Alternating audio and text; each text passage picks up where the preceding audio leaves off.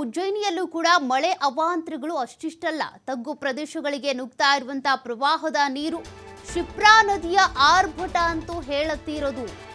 ದೇಗುಲಕ್ಕೆ ನುಗ್ಗಿದಂತ ನೀರು, ದೇಗುಲಗಳಿಗೂ ಕೂಡ ಜಲ ದಿಗ್ಬಂಧನ. ಮಧ್ಯಪ್ರದೇಶದ ಉಜ್ಜಯಿನಿಯಲ್ಲೂ ಕೂಡ ಮಳೆ ಅವಾಂತರಗಳು ಹೆಚ್ಚಾಗ್ತಾನೆ ಇವೆ. ಗಮನಿಸ್ತಾ ಇದ್ದೀರಾ, ಶಿಪ್ರಾ ನದಿಯ ಆರ್ಭಟ ಹೆಚ್ಚಾಗಿದೆ, ದೇಗುಲಕ್ಕೂ ಕೂಡ ನೀರು ನುಗ್ಗಿದೆ.